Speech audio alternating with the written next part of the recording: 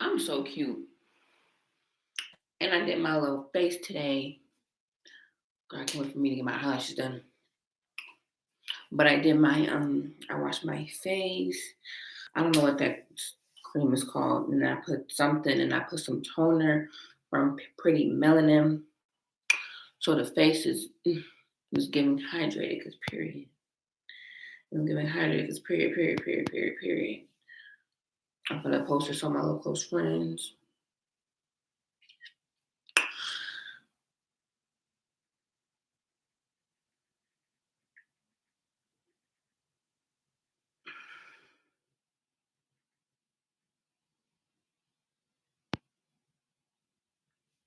Okay, period. Um, okay. All right. So today, this morning, this morning is day 19. We are going to be reading Judges 16 through Samuel 3. We're snapping, boy. What? All right. Day 19, Judges 16 through Samuel 3. Wait, no. All of Samuel 2. Wait, no, it's supposed to be. Wait, hold on. Because I know I keep getting mixed up. So we're supposed to read. Okay, we're going to read all of Samuel 2. All of Samuel 2. All right, are you ready? Are you ready? Are you ready? Are you ready? Are you ready? Are you ready? Oh, I don't know what we're here today. Ooh, child. Ooh, child. Okay. All right. We left off with Samson getting finessed by his wife. Then they ended up burning her because he was messing with the people. I had to make sure my alarm was off. So now we're still on Samson. Oh, I'm so cute. Oh, cute. Just cute. Just cute. Wait till I get my eyelashes done. Okay. Okay. Anyway, it says one day Samson went to Gaza where he saw a prostitute. He went in to spend the night with her. The people of Gaza were told Samson is here, so they surrounded the place and lay in wait for him all night at the city gate. They made no move during the night, saying, "At dawn we'll kill him." But Samson lay there only until the middle of the night. Then he got up and took hold of the doors of the city gate together with the two posts and tore them loose, bar and all. He lifted them to his shoulders and carried them to the top hill that faces Hebron. Sometime later, he fell in love with a woman in the valley of Sorek whose name was Delilah. The rulers of the Philistines went to her and said, "See if you can lure him into showing you the secret of his great strength and how we can overpower him so we may tie him up and subdue him. Each one of us will give you 1,100 shekels of silver." So Delilah said to Samson, "Tell me the secret of your great strength and how you can be tied up and how you can be tied up and subdued," which is, why would you even ask me that? Samson answered her, "If anyone ties me up with 7 fresh thongs that have not been dried, I'll become as weak as any other man." Then the rulers of the Philistines brought her 7 fresh thongs that had not been dried, and she tied him with them. With the men hiding in the room, she called to him, "Samson, the Philistines are upon you." But he snapped the thongs as easily as a piece of string snaps when it came close to a flame. So the secret of his strength was not discovered. Then Delilah said to Samson, "You have made a fool of me and you lied to me. Come now and tell me how you can be tied." He said, "If anyone ties me securely with new ropes that have never been used, I'll become as weak as any man." So Delilah took new ropes and tied him with them. Then, when the man hid in the room, she called to him, "Samson, the Philistines are upon you." But he snapped the ropes off his arms as they were threads. Delilah then said to Samson, "Until now you have been making a fool of me and lying to me. Tell me how you can be tied. If you were to weave 7 braids of my head into fabric on the loom and tighten it with a pin, I'll become weak as any man." So while he was sleeping, Delilah took 7 braids of his head and wove them into fabric and tied them with a pin. Again, she called to him, "Samson, the Philistines are upon you." He awoke from his sleep and put the pin and loom with the fabric. Then she said to him, "How can you say I love you How can you say I love you when you won't confide in me? This is the third time that you made a fool of me and haven't told me the secret of your great strength." With such nagging, she prodded him day after day until he was tired to death. So he told her with everything, "No razor has ever been used on my head because I've been a Nazarite set apart to God since my birth. If my head was shaved, my strength would leave me, and I would become as weak as any other man." When Delilah saw that he told her everything, she sent the rulers of the Philistines, "Come to me one more time. He has told me everything." So the rulers of the Philistines returned with silver in their hands. Having put him to sleep on her lap, she called a man to shave off 7 braids of his hair. So he began to subdue him, and his strength left him. Then she called, "Samson, the Philistines are upon you." He woke from his sleep and thought, "I'll go out as I did before and shake myself free," but he did not know that the Lord had left him. Then the Philistines seized him and gouged out his eyes and took him down to Gaza. Binding him with bronze shackles, they set him grinding in prison. But the hair on his head had begun to grow after it had been shaved. Now the rulers of the Philistines assembled and offered to a great sacrifice to Dagon, their god. I'm gonna say Dagon, and to celebrate, saying, "Our God has delivered Samson, our enemy, into our hands." When the people saw him, they praised their God, saying, "Our God has delivered our enemy into our hands, who laid waste our land and multiplied our slain." While they while they were in high spirits, they shouted, "Bring out Samson to entertain us." So they called Samson out of prison and performed for them. When they stood among the pillars, Samson said to the servant who held his hand, "Put me where I can fill the pillars, so I can support the temple, so that I may lean against them." Now the temple was crowded with men and women. All rulers of the Philistines were there, and on the roof, and about 3,000 men and women were watching Samson perform. Then Samson prayed to the Lord, "O sovereign Lord, remember me, O God. Please strengthen me just one more and let me get one blow to revenge on the Philistines for my 2 eyes." Then Samson reached toward the 2 central pillars on which the temple stood, bracing himself against them, and his right hand on one and the left hand on the other. Samson said, "Let me die with the Philistines." Then he pushed with all his might, and down came the temple on the rulers and all the people. Thus he killed many more when he died than when he lived. Then his brothers and his father's whole family went down to get him. They brought him back and buried him between Zorah and Eshtaol in the tomb of Manoah, his father had led 20 years. Prime example of we cannot be trying to play with the devil and play with people who we know not for us. But I do like, even in his death, he said, first off, let me get revenge. But he honored God by destroying the Philistines, who are people that are against the Israelites. So we'll put,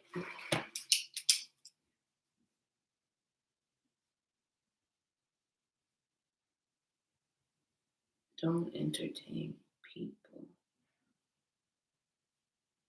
that don't bring you closer to God. We also have to watch where we are, like the environment. He shouldn't even have met her because she was a prostitute. No, not she was a prostitute. He was messing around with a prostitute and then he met her. But he shouldn't even have been around her because he's not supposed to be around her because she was Philistine anyway. So it's like she wasn't of his people, y'all. Look at the necklaces. It's just wow. And it says Michael's idols. Now, a man named Michael from the hill country of Ephraim said to his mother, "The 1,100 shekels of silver that were taken from you, and about which I heard utter a curse, and I have the silver with me, I took it." Then his mother said, "The Lord bless you, my son." When he returned the 1,100 shekels of silver to his mother, she said, "I solemnly consecrate my silver to the Lord for my son to make a carved image and cast an idol. I will give it back to you." So he returned the silver to his mother, and she took 200 shekels of silver and gave them to a silversmith who made them into an image of the idol. They were put in Micah's house.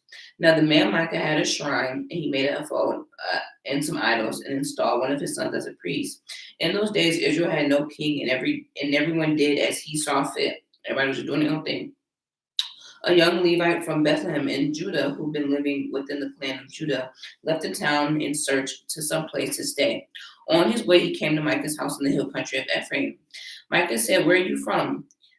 "I'm a Levite from Bethlehem in Judah." He said, "I'm looking for a place to stay." Then Micah said to him, "Live with me and be my father and priest. I will give you 10 shekels of silver a year, your clothes, and your food." So the Levite agreed to live with him, and the young man was to him like one of his sons. Then Micah installed then Micah installed the Levite, and the young man became his priest and lived in his house. And Micah said, Now that the Lord will be good to me, since the Levite has become my priest." Hmm. No, 17. 18. In those days, Israel had no king, and in those days, the tribe of the Danites were seeking a place of their own where they may settle, because they had not yet come into the inheritance of the tribe of Israel. So the Danites sent 5 warriors from Zorah and Eshtaol to spy out the land to explore it. These men represented all their clans. They told them, "Go explore the land." The men entered the hill country of Ephraim and came to the house of Micah, where they spent the night. Then they were When they were near Micah's house, they recognized the voice of the young Levite. So they turned in there and asked him, "Who brought you here? What are you doing in this place? Why are you here?" He told them what Micah had done for him and said he had hired me and I'm his priest. And then they said to him, "Please inquire of God to learn whether our journey will be successful." The priests answered them, "Go in peace, your journey has the Lord's approval." So the 5 men left and went to Laish, where they saw people living in safety. Like the Sidonians, unexpected and insecure. And since their land lacked nothing, they were prosperous. Also, they lived in a Also, they lived a long way from the Sidonians and had no relationship with anyone there. When they returned to Zorah and Eshtaol, their brothers asked them, "How did you find things?" They answered, "Come, let's attack them. We have seen that the land is very good. Aren't you going to do something? Don't hesitate to go there and take it over. When you get there, you will find an unsuspecting people and spacious land that God has put into your hands, a land that lacks nothing whatsoever."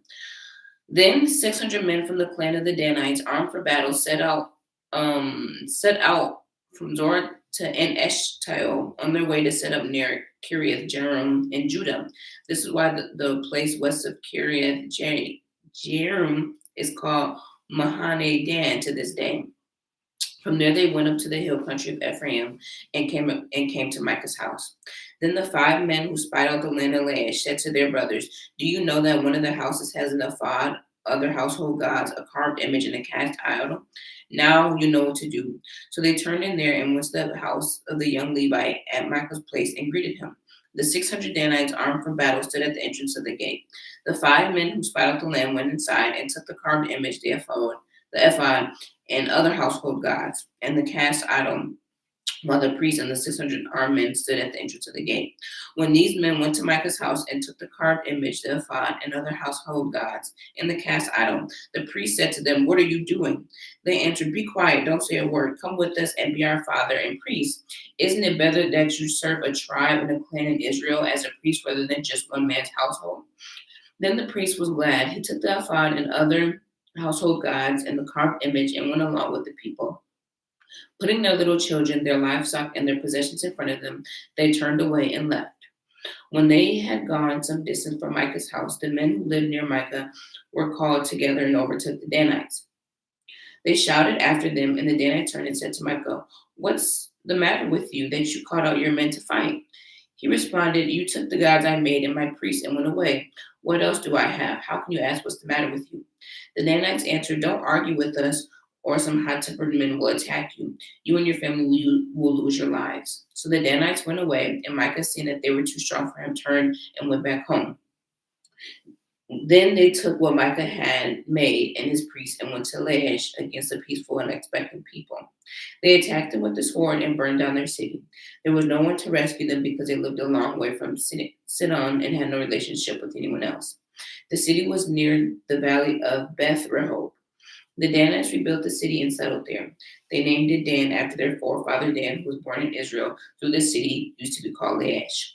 There the Danites set up for themselves idols, and Jonathan, son of Gershom, the son of Moses, and his sons were the priests for the tribe of Dan until the time of the captivity of the land. They continued to use idols that Micah made all the time all the time the house of God was in Shiloh, continually making idols, so that the Lord said not to do. Um, so, number 19. In those days, Israel had no king. Now, a Levite who lived in a remote area in the hill country of Ephraim took a concubine from Bethlehem in Judah, but she was unfaithful to him. She left him and went back to her father's house in Bethlehem, Judah. After she had been there for 4 months, her husband went to her to persuade her to return. He had with him his servant and 2 donkeys. She took him into his father's house, and when her father saw him, he gladly welcomed him. His father-in-law, the girl's father, prevailed upon him to stay, so he remained with him for 3 days, eating and drinking and sleeping there. On the fourth day, they got up early and he prepared to leave. But the girl's father said to him and his son-in-law, "Refresh yourself with something to eat, then you can go." So the two of them sat down to eat and drink together. Afterward, the girl's father said, "Please stay tonight and enjoy yourself." When the man got up to go, his father-in-law persuaded him, so he stayed there that night. On the morning of the fifth day, when he rose, the girl's father said, "Refresh yourself, wait till afternoon." So the two of them ate together. Then when the man with his concubine and his servant girl got up to leave, his father-in-law, the girl's father, said, "Now look, it's almost evening. Spend the night here. The day is nearly over. Stay and enjoy yourself. Early tomorrow morning you can get up and be on your way." But unwilling to stay another night, the man left and went toward Jebus, which is Jerusalem, with his 2 saddle donkeys and his concubine. When they were near Jebus and the day was almost done, the servant said to his master, "Come, let's stop at this city of the Jebusites and spend the night." His master replied, "No, we won't go into alien city. We won't go into an alien city whose people are not Israelites. We will go to Gibeah." He added, "Come, let's try to reach Gibeah or Ramah and spend one of the nights in those places." So they went out and in the sun they sat near Gibeah and Benjamin. There they stopped to spend the night. They went in and sat in the city square, but no one took them into their home for the night. That evening, an old man from the hill country of Ephraim, who was living in Gibeah, uh, came in from the work of his fields. When he looked and saw a traveler in the city square, the old man said, "Where are you going? Where did you come from?" He responded, "We are on our way from Bethlehem in Judah to a remote area in the hill country of Ephraim where I live. I have been to Bethlehem in Judah, and now I'm going to the house of the Lord. No one has taken me into his house. We have we have both straw and fodder for our donkeys and bread and wine for ourselves, your servants, me, your maidservant, and the young man with us. We don't need anything." "You are welcomed at my house," the old man said. "Let me supply whatever you need. Only don't spend the night in the square." So he took them into his house and fed his donkeys. And after that, they washed their feet, and they had something to eat and drink. While they were enjoying themselves, some of the wicked men of the city surrounded the house, pounding on the door. They shouted to the old man who owned the house, "Bring out the man who came to your house so we can have sex with him." The owner of the house went outside and said to them, "No, my friends, don't be so vile. Since the man is my guest, don't do this disgraceful thing. Look, here's my virgin daughter and his concubine. I will bring them out to you, and you can use them and do to them whatever you wish. But to this man, don't do such a disgraceful thing." But the men would not listen to him. So the man took his concubine and set her outside to them, and they raped her and abused her throughout the night, and at dawn they let her go. At daybreak, the woman went back to the house where her master was staying, fell down at the door, and laid there until daylight. When her master got up in the morning and opened the door of the house and stepped out to continue his way, there lay his concubine fallen on the doorway of the house. He said to her, "Get up, let's go," but there was no answer. Then the man put her on the donkey and set out for home. When he reached home, he took a knife and cut up his concubine limb by limb into 12 parts and sent them all to heirs of Israel. Everyone who saw it said, "Such a thing has never happened before, not since the day the Israelites came up out of Egypt." Think about it, consider it, and tell us what to do. What?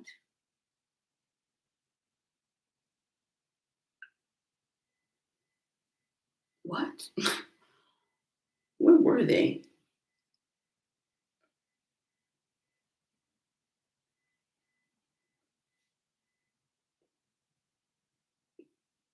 Okay.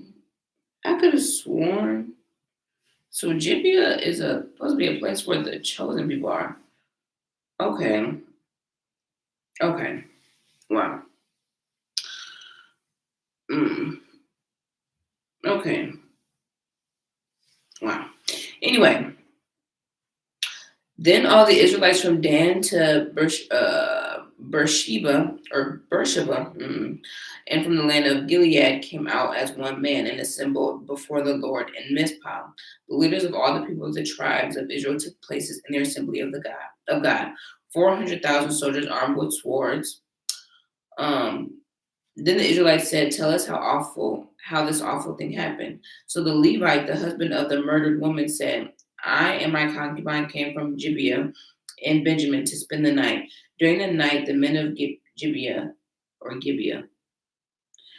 came after me and surrounded the house, intending to kill me. They raped my concubine and she died. I took my concubine and cut her into pieces and sent one piece to each region of Israel's inheritance because they committed this lewd and disgraceful act in Israel. Now all you Israelites speak up and give your verdict." All the people rose, one man saying, "None of us will go home, not one of us will return to his house. But now this is what we'll do to Gibeah." I don't know if it's Gibeah or Gibeah. I'm gonna say Gibeah. "We will go up against it as the last direct, and we'll take 10 men out of every 100 of all the tribes of Israel, and 100 out of 1,000, and 1,000 from 10,000 to get provisions for the army. Then when the army arrives at Gibeah in Benjamin, we can give them what they deserve for all this violence done in Israel." So all the men of Israel got together, united as one man, against the city. The tribes of Israel sent men throughout the tribe of Benjamin, saying, "What about this awful crime that was committed among you? Now surrender those wicked men of Gibeah, so that we may put to death and purge the evil from Israel." But the Benjaminites would not listen to their fellow Israelites. From their towns they came together at Gibeah to fight against the Israelites. At once the Benjamites mobilized 26,000 swordsmen from their town, in addition to 700 chosen men from those living in Gibeah. Among all those soldiers were 700 chosen men who were left-handed. Each of them could sling a stone at a hair and not miss.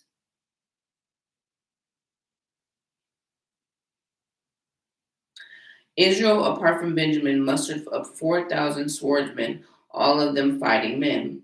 The Israelites went up to Bethel and inquire God, "Who of us shall go and fight against the Benjaminites?" The Lord said, "Judah shall go first."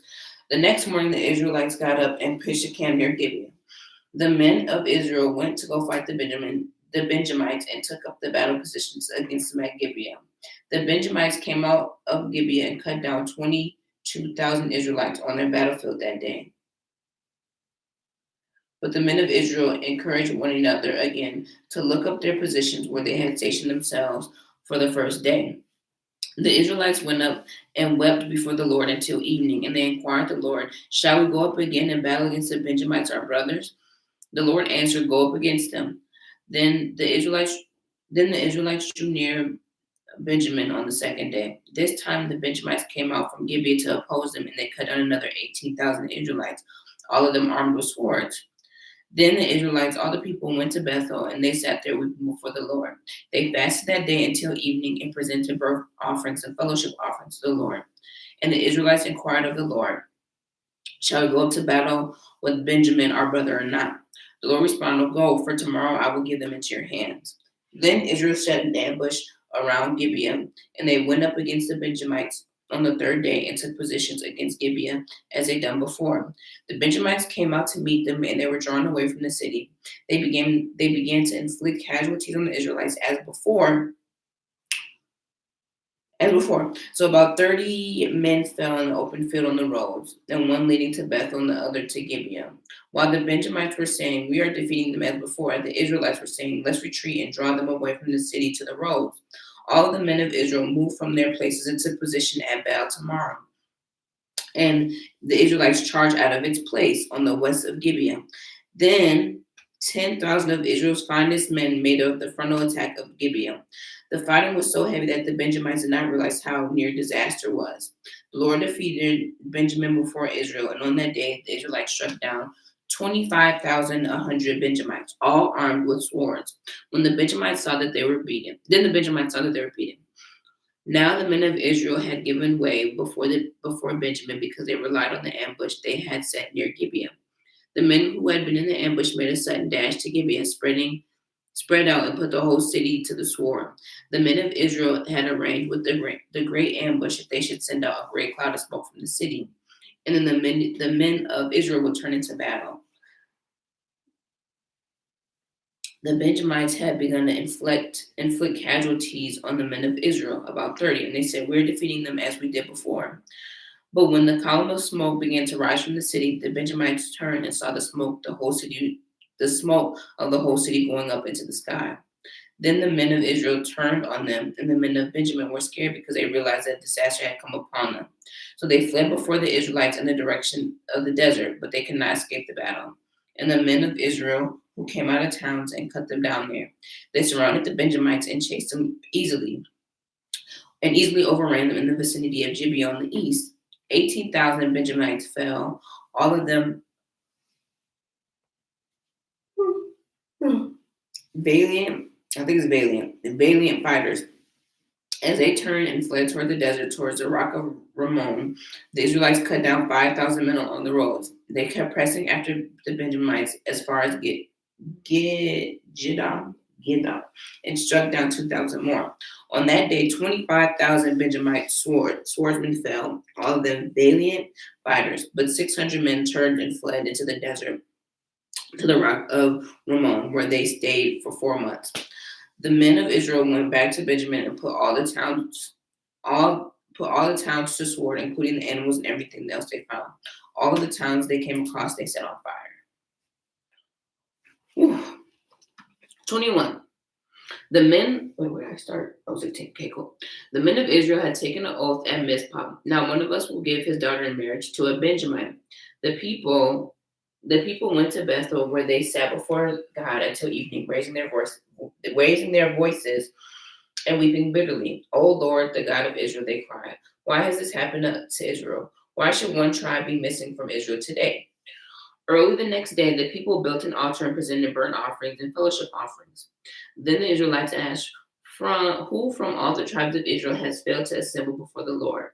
For they had taken a solemn oath that anyone who failed to assemble before the Lord at Mizpah should certainly put to death. Now the Israelites agreed for their brothers, the Benjamites. "Today one tribe is cut off from Israel," they said. "How can we provide wives for those who are left, since we have taken an oath by the Lord not to give them any of our daughters in marriage?" Then they asked, "Which one of the tribes of Israel failed to assemble before the Lord at Mizpah?" They discovered that no one from Jabesh Gilead had come to the camp for the assembly. For when they counted the people, they found that none of the people were from Jabesh Gilead were there. So the assembly sent 12,000 fighting men with instructions to go to Jabesh Gilead and put the sword to those living there, including women and children. "This is what you are to do: kill every male and every woman who is not a virgin." They found the people living in Jabesh Gilead and 400 young women who had never slept with a man, and they took them into the camp of Shiloh in Canaan. Then the whole assembly sent an offer a peace to the Benjamites at the rock of Rimmon. So the Benjamites returned at the time and were given women of Jabesh Gilead who had been spared, but there was not enough for all of them. The people grieved for Benjamin because the Lord had made a gap in the tribes of Israel. The elders of the assembly said, with the women of Benjamin destroyed, how shall we provide wives for those men who are left? The Benjamite survivors must have heirs." So they said, "Such a tribe of Israel will not be wiped out. We cannot give them our daughters as wives, since we Israelites have taken this oath. Cursed be anyone who gives a wife to the Benjamite.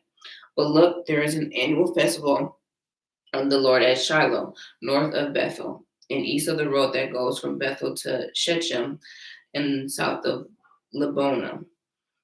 So they instructed the Benjamites, saying, "Go and hide in the vineyards and watch. When the girls of Shiloh come out to join in dancing, then rush from the vineyards, and each of you seize a wife from the girls of Shiloh and go to the land of Benjamin. When their fathers or brothers complain to us, we will say, 'Do us kind by helping them, because we did not get wives for them during the war, and you are innocent since you did not give your daughters to them.'" So that is what the Benjamites did. While the girls were dancing, each man caught one and carried off to be his wife. Then they returned their inheritance and rebuilt the town settled in them. At the time, the Israelites left that place and went home to their tribes and clans, each with his own inheritance. In those days, Israel had no king, and everyone did as they saw fit.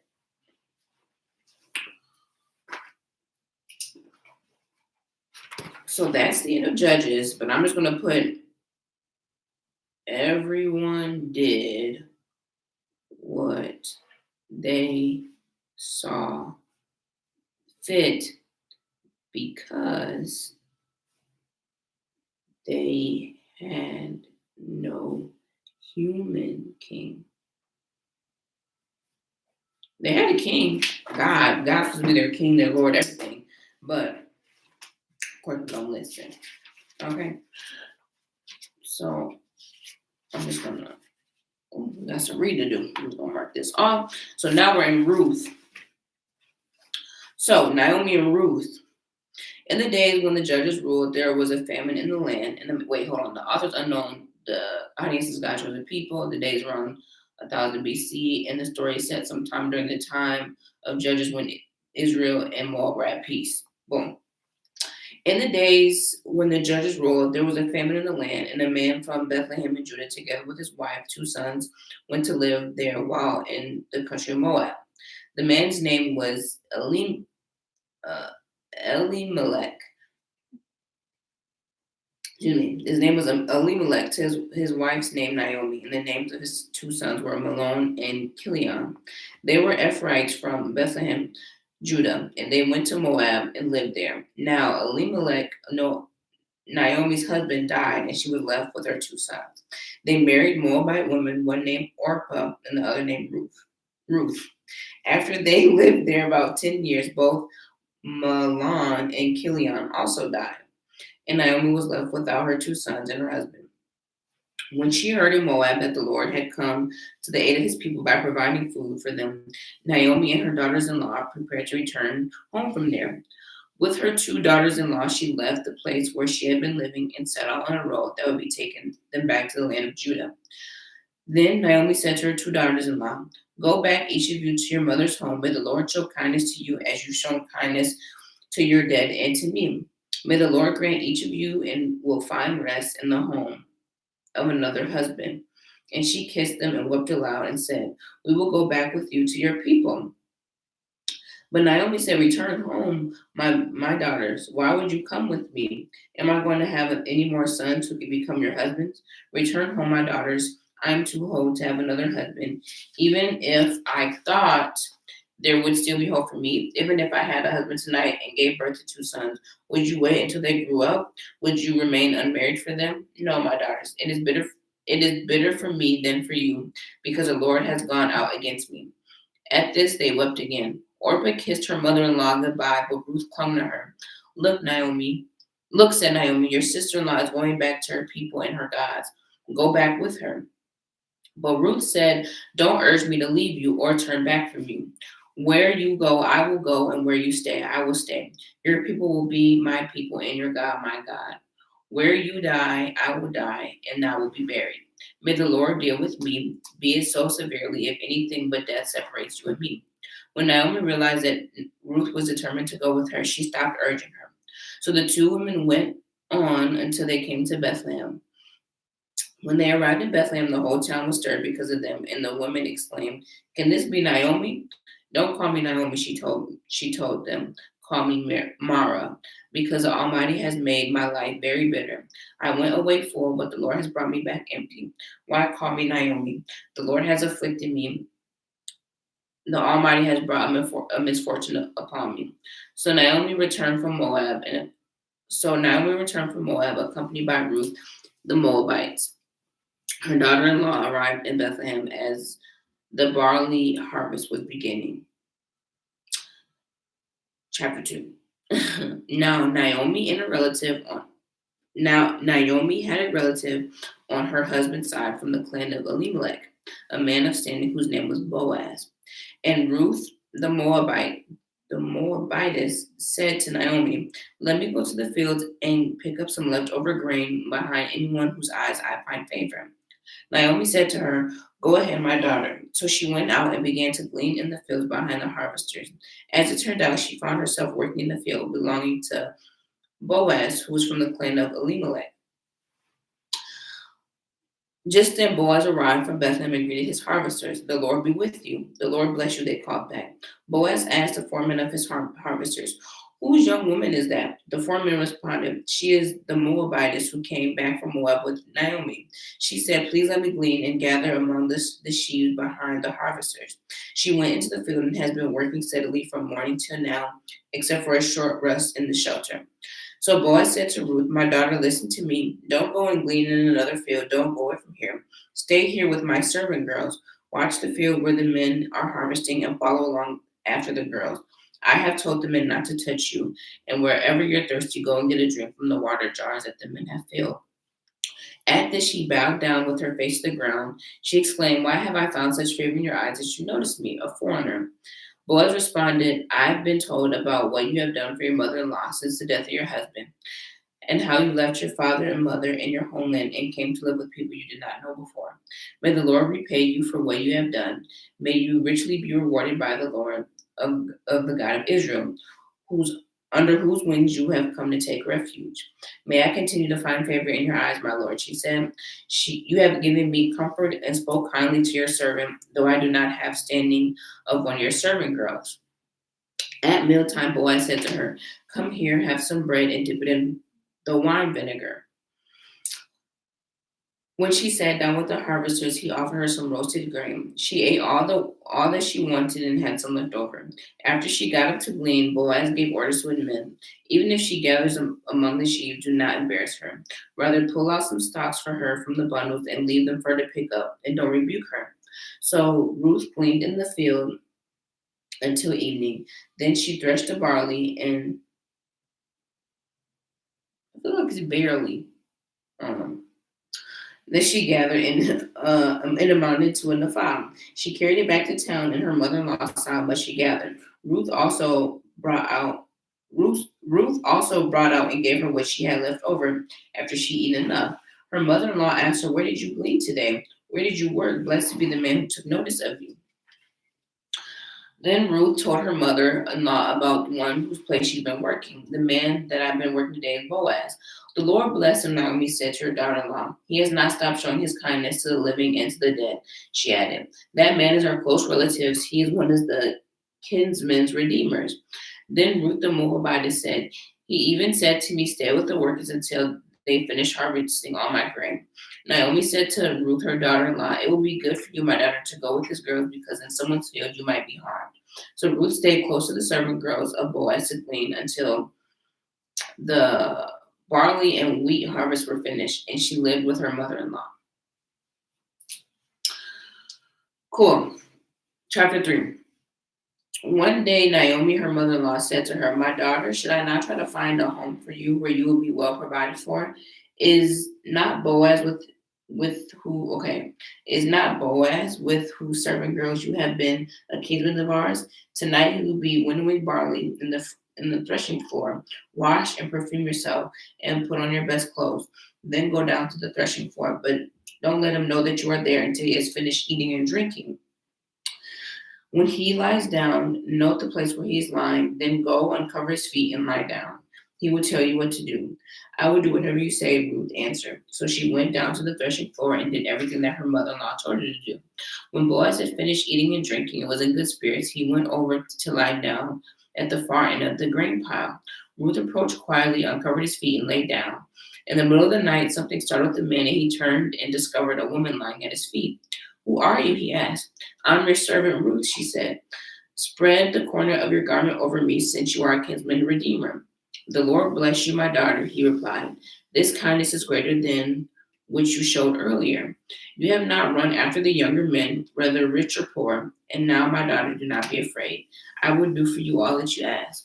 All my fellow townsmen know that you are a woman of noble character.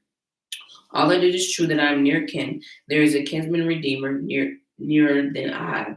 Stay here for the night, and in the morning, if he wants to redeem, good, let him redeem. But if he is not willing, as surely as the Lord lives, I will do it. Lie here until morning. So she lied at his feet until morning, but got up before anyone could be recognized. As he said, Don't let it be known that a woman came to the threshing floor.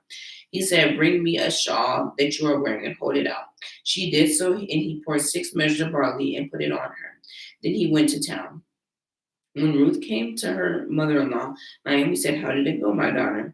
She told her everything that Boaz had done for her and added, "He gave me 6 measures of barley today, saying, 'Don't go back to your mother-in-law empty-handed.'" When Naomi said, "Wait, my daughter, until you find out what happens, for the men today will not rest until the matter is settled today." Meanwhile, Boaz went to the town gate and sat there. With the kinsman's redeemer he had mentioned came along. Boaz said, "Come over here, my friend, sit down." So he went over and sat down. Boaz, Boaz took 10 of the elders of the town and said, "Sit here," and they did so. Then he said to the kinsman redeemer, "Naomi, who has come back from Moab, is selling the piece of land that belonged to our brother Elimelech. I thought I should bring the matter to your attention and suggest that you buy it in the presence of the seated here and in the presence of the elders of my people. If you redeem it, do so, but if you will not, tell me so I will know, for no one has a right to it except you, and I am next in line. I will redeem it," he said. Then Boaz said, "On the day that you buy the land from Naomi and from Ruth the Moabites, you acquire the dead man's widow in order to maintain the name of the dead with his property." At this, the kinsman redeemer said, "Then I cannot redeem it, because I may have endangered my own estate. You redeem it yourself. I cannot do it." Now, in the early times of Israel, for the redemption of a transfer of property to become final, one party took off his sandal and gave it to the other. This was the method of legalizing transactions in Israel. So the kinsman redeemer said to Boaz, "Buy it yourself," and he removed his sandal. Then Boaz announced to the elders and all the people, "Today you are a witness that I have bought from Naomi all the property of Elimelech, Kilion, and Malone. I have also acquired Ruth the Moabitess, Malone's widow, as my wife in order to maintain the name of the dead with his property, so that his name will not disappear from among his friend, from his family, or from the town's records. Today you are witnesses." Then the elders and all those at the gate said, "We are witnesses. May the Lord make the woman who is coming into your home like Rachel and Leah, who together built up the house of Israel. May you have standing in Ephrathah and be famous in Bethlehem. Through the offspring the Lord gives you by this young woman, may your family be that of Perez, who tomorrow bore Judah." So Boaz took Ruth, and she became his wife. Then he went to her, and the Lord enabled her to conceive, and she gave birth to a son. The woman said to Naomi, "Praise be to the Lord to this day that has not left you a kinsman redeemer. May he become famous throughout Israel. He will renew your life and sustain your old age. For your daughter-in-law, who loves you and who is better to you than 7 sons, has given him birth." Then Naomi took the child and laid him into her lap. The woman living there said, "Naomi had a son, and they named him Obed. He was the father of Jesse, who was the father of David." Period. And this is the family line of Perez. Perez was the father of Hezron. Hezron was the father of Ram. Ram was the father of Aminadab. Aminadab was the father of Nahshon. And Nahshon was the father of some I don't know if it's like Salmon or Salmon, I don't know. Salmon was the father of Boaz. Boaz the father of Obed. Obed the father of Jesse, and Jesse the father of David. Boom. So now we are in 1 Samuel. The author is unknown. The audience is God's chosen people. The date sometime after Israel was divided into the northern and southern kingdoms, about 930 BC. In the setting, the people of Israel want to shift from a theocracy to a monarchy.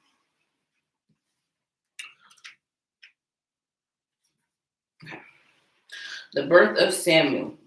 There were certain men from Ramathaim, a Zophite from the hill country of Ephraim, whose name was Elkanah, from the son of Jeroham, and the son of Elihu, and the son of Tohu, and the son of Zoph, an Ephraimite.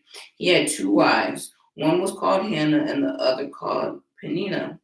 Peninnah had children, but Hannah had none. Year after year, this man went up to the town to worship and sacrifice to the Lord Almighty at Shiloh, where Hophni and Phinehas, the 2 sons of Eli, were priests of the Lord. Whenever the day came for Elkanah to sacrifice, he would give portions of the meat to his wife Peninnah and to all of her sons and daughters.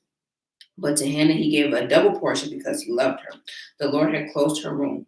And because the Lord had closed her womb, her rival began provoking her in order to irritate her. This went on year after year. Whenever Hannah went up to the house of the Lord, her rival provoked her till she wept and would not eat. Elkanah, her husband, would say to her, Hannah, why are you weeping? Why don't you eat? Why are you downhearted? Sorry. Why are you downhearted? Don't I mean more to you than 10 sons? Once they finished eating and drinking in Shiloh, Hannah stood up. Now Eli the priest was sitting on a chair by the door post of the Lord's temple. In bitterness of soul, Hannah wept much and prayed to the Lord, and she made a vow. O Lord Almighty, if you only look up your servant's misery and remember me, and not forget your servant, but give her a son, then I will give him to the Lord for all the days of his life, with no razor ever to be used on his head. As she kept on praying to the Lord, Eli observed her mouth. Hannah was praying in her heart, and her lips were moving, but her voice was not heard. Eli thought she was drunk and said to her, How long will you keep getting drunk? Get rid of your wine. Not so, my lord, Hannah replied. I am a woman who is deeply troubled. I have not been drinking wine nor beer. I was pouring out my soul to the Lord. Do not take your servant for a wicked woman. I have been praying here out on my great anguish and grief. Eli responded, Go in peace, and may the Lord of Israel grant you whatever you ask for of him. She said, May your servant find favor in your eyes. And then she went her way and ate something, and her face was no longer downcast. Early the next morning, they arose and worshipped the Lord, and they went back to their home at Ramah. Elkanah laid with his wife Hannah, and the Lord remembered her. So in that course of time, Hannah conceived and gave birth to a son. She named him Samuel, saying, Because I asked the Lord for him. When the man Elkanah went up to his family to offer the annual sacrifice to the Lord and fulfill his vow, Hannah did not go. She said to her husband, After the boy is weaned, I will take him to present him before the Lord, and he will live there always. Do what seems best to you, Elkanah, her husband told her. Stay here until you have weaned him. Only may the Lord make good his word. So the woman stayed at home and nursed her son until she weaned him. After he was weaned, she took the boy with her, young as he was, along with a 3-year-old bull and a fine of flour, a skin of wine, and brought him to the house of the Lord at Shiloh. When they slaughtered the bull, they brought the boy out. When they slaughtered the bull, they brought the boy to Eli, and she said to him, As surely as you live, my Lord, I am the woman who stood here beside you praying to the Lord. I prayed for this child, and the Lord granted me what I asked of him. So now I give him to the Lord, for which his whole life he will be given over to the Lord, and he worshiped the Lord there. Boom. Hannah's prayer. Then Hannah prayed this and said, This is the last chapter. My heart rejoices in the Lord. The Lord is my horn. In the Lord. In the Lord, my horn is lifted high. My mouth boasts over my enemies, for I delight in your deliverance. There is no one holy like the Lord. There was no one beside you. There is no rock like our God. Do not keep talking proudly or let your mouth speak on such arrogance. For the Lord is a God who knows, and by deeds are weighed. The bows of the warriors are broken, but those who stumbled are armed with the strength. Those who are full hire themselves out for food, but those who are hungry no more. She was barren and has borne 7 children, but she who has had many sons pines away. The Lord brings death and makes alive. He brings down to the grave and raises up. The Lord sends poverty and wealth.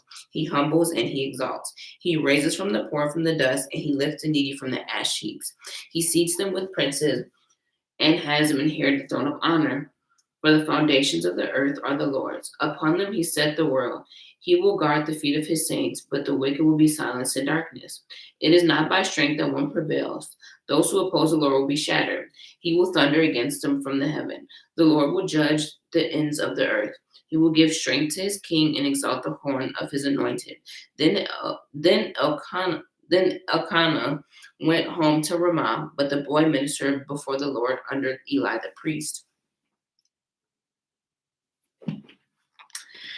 Eli's wicked sons. Eli's sons were wicked men. They had no regard for the Lord. Now, it was a practice of the priests with the people that whenever someone sacrificed and while the meat was being boiled, the servant of the priest would come with a three-pronged fork in his hand. He would plunge it into the pan or kettle or cauldron or pot, and the priest would take for himself whatever the fork brought up. This is how they treated the Israelites who came to Shiloh. But even before the fat was burned, the servant of the priest would come and say to the man sacrificing, "Give the priest some meat to roast. He won't accept boiled meat from you but only raw." But if men said to him, "Let the fat be burnt up first, and take whatever you want," the servant would then answer, "No, hand it over now, and if you don't, I'll take it by force." This sin of young men was very great in the Lord's sight, for they were treating the Lord's offering with contempt. But Samuel was ministering before the Lord, a boy wearing a linen ephod. Each year his mother made him a little robe and took it to him where she went with her husband to make the annual sacrifice. Eli would bless Elkanah and his wife, saying, "May the Lord give you children by this woman to take place of the one that he prayed for and gave to the Lord." And they would go home. And the Lord was gracious to Hannah. She conceived and gave birth to 3 sons and 2 daughters. Meanwhile, the boy Samuel grew in the presence of the Lord. Now Eli, who was very old, heard of everything that his son was doing to all Israel and how they slept with the women who served at the entrance of the tent of meeting. So he said, "Why do you do such things? I hear from the people around the wicked deeds of yours. No, my sons, it is not a good report that I hear spreading among the Lord's people. If a man sins against another man, God may mediate for him. But if a man sins against the Lord, who will intercede for him?" His sons, however, did not listen to their father's rebuke, for it was the Lord's will to put them to death. And the boy Samuel continued to grow in stature and in favor with the Lord and with the men. So this is the prophecy against the house of Eli. Now a man of God came to Eli and said to him, "This is what the Lord said. Did I not clearly reveal myself to your father's house when Egypt was under Pharaoh? I chose your father out of all the tribes of Israel to be my priest and to go up to the altar and to burn incense and to wear an ephod in my presence.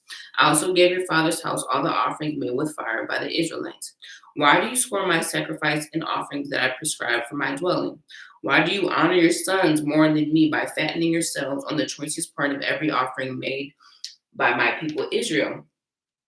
Therefore, the Lord, the God of Israel, declares, I promised that your house and your father's house would minister before me forever. But now the Lord declares, far be it from me. Those who honor me, I will honor, but those who despise me, I will disdain. The time is coming, and I will cut short your strength and the strength of your father's house, so that will not be an old man in your family line, and you will see the distress in my dwelling. Although good will be done to Israel in your family line, there will not be an old man. Excuse me. Every one of you that I do not cut off from my altar will be spared, only to blind your eye with tears and grieve your heart. And all of your descendants will die in the prime of life. And what happens to your 2 sons, Hophni and Phinehas, will be a sign to you. They will both die on the same day. I will raise up for myself a faithful priest who will do according to what is in heart and mind. I will firmly establish his house, and he will minister before my anointed one always. Then everyone left in your family line will come and bow down before him, a piece of silver and a crust of bread, and plead, appoint me to some priestly office so I can have food to eat. I don't know what is going on. Sorry. But okay. Anyway, that is it for today. I hope y'all learned something. Yeah, it's a lot going on, so I'm just gonna jump off here. But I'll see y'all later. I'll see y'all later tonight.